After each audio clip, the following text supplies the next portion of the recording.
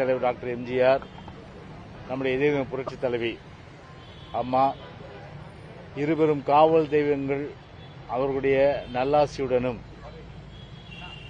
என்னை இந்த உலகுக்கு ஈன்றெடுத்த தாய் தந்தையர் அவர்களுடைய நல்லாசியுடனும் கழகத்தினுடைய பொதுச் செயலாளர் அண்ணன் இபிஎஸ் அவர்களுடைய நல்வாழ்த்துக்களுடனும் அதேபோன்று 25 ஆண்டுகள் ராயபுரம் சட்டமன்ற தொகுதியில் இதே புரட்சித் தலைவி அம்மா அவர்கள் அடையாளம் காட்டிய போதெல்லாம் வெற்றியை எனக்கு அளித்த நம்முடைய அன்பிற்கும் பாசத்திற்கும் உரிய எப்போதும் என்னை மறவாமல் இருக்கின்ற ராயபுரம் அன்பிற்கு ராயபுரம் தொகுதி வாக்காளர் பெருமக்களுக்கும் பொதுமக்களுடைய நல்வாழ்த்துக்களுடனும் அதேபோன்று கழக தோழர்கள் அவர்களுடைய நல்வாழ்த்துக்களுடனும் அதேபோன்று தோழமை கட்சிகள் அவருடைய நல்வாழ்த்துக்களுடனும் மற்றும்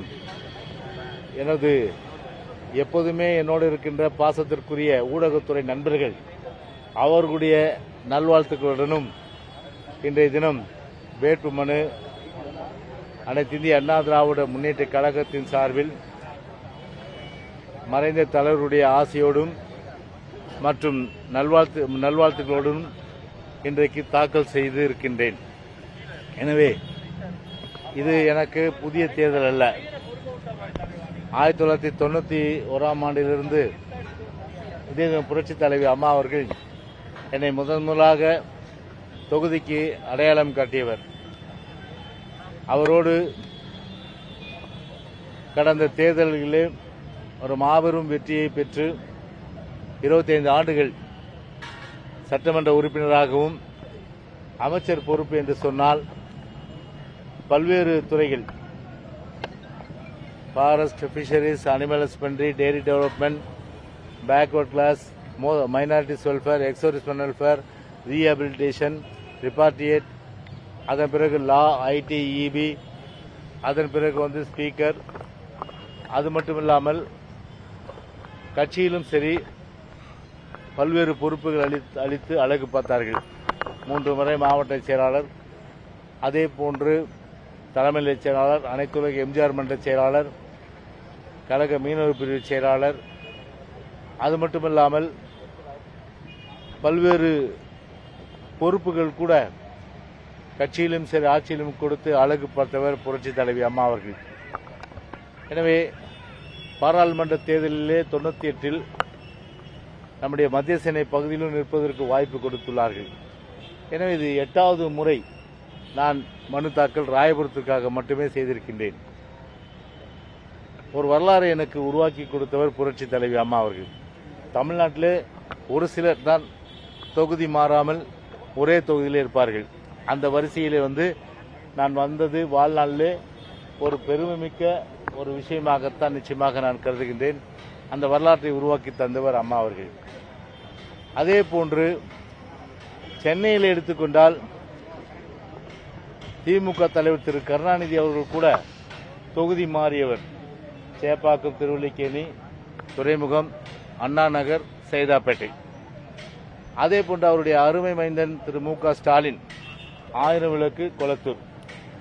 ஆனால் மண்ணின் மைந்தனாக இருக்கின்ற ஜெயக்குமாரை பொறுத்தவரை என்றைக்குமே தொகுதி மாறியது கிடையாது.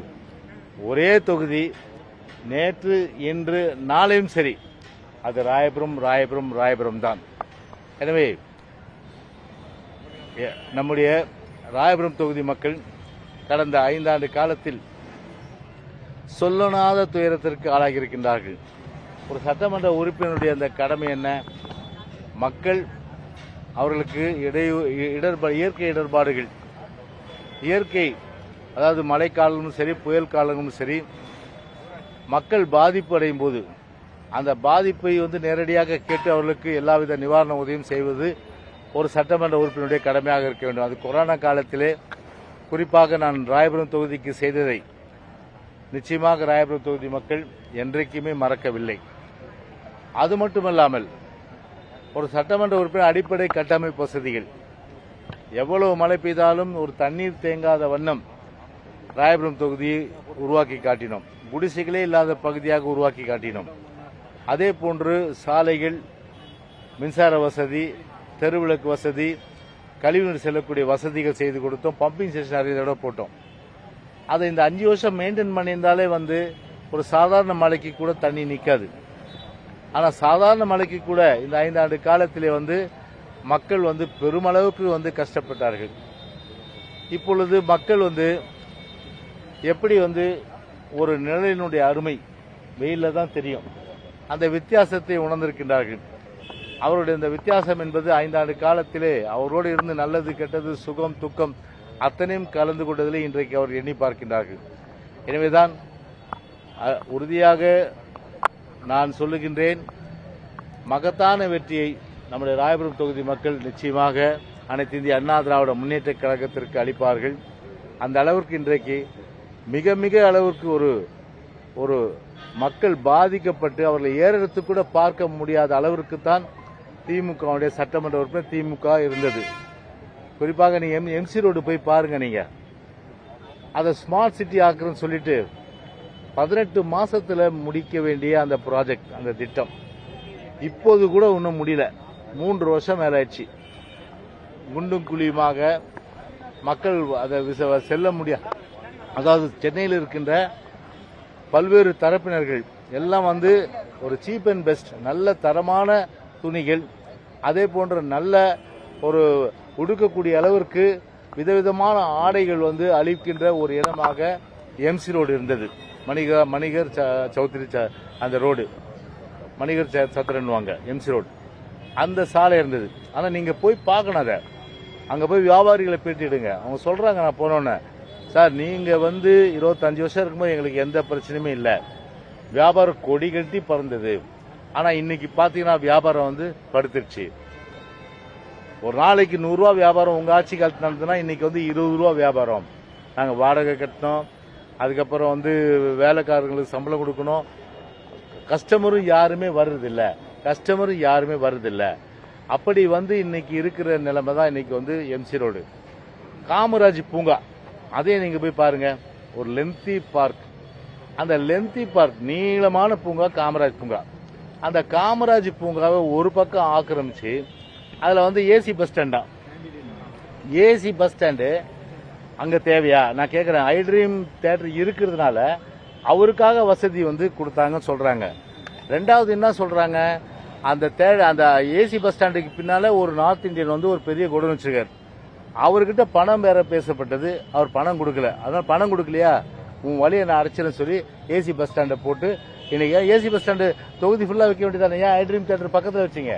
அதனால அந்த ஐட்ரீம் பொறுத்தவரையில அவர் ட்ரீம்லயே போயிட்டார். அவரு இப்ப புதுசா ஒரு இம்போர்ட்டட் இறக்கியிருக்காங்க. எங்க இறக்கியிருக்காங்க? ராயபுரத்துக்கு, ராயப்பேட்டையில இறக்கியிருக்காங்க. அதே போன்று டிவிகேலையும் பார்த்தீங்கன்னா பனையூர்ல இருந்து இறக்கியிருக்காங்க. அதாவது வெளியில இருந்து இறக்குமதி செய்யப்பட்ட வேட்பாளர்கள் தான் இன்னைக்கு ராயபுரத்தில் இருக்காங்க. ஆனா மண்ணின் மைந்தர் என்ற அடிப்படையில் தொகுதியுள்ள 510 தெருக்களையும் முழுமையாக ஒவ்வொரு வீட்டையும் பற்றி தெரிந்தவன். அந்த அடிப்படையில் மக்களுக்கு நல்லா தெரியுது. அதனால கண்டிப்பா ஒரு மகத்தான வெற்றியை நம்முடைய ராயபுரம் பகுதி மக்கள் அளிக்க இருக்கின்றார்கள். தோழமை கட்சி, எல்லா கட்சியும் முழு ஒத்துழைப்பு கொடுக்கிற நிலையில கண்டிப்பாக மகத்தான வெற்றி நாங்கள் பெறுவோம்.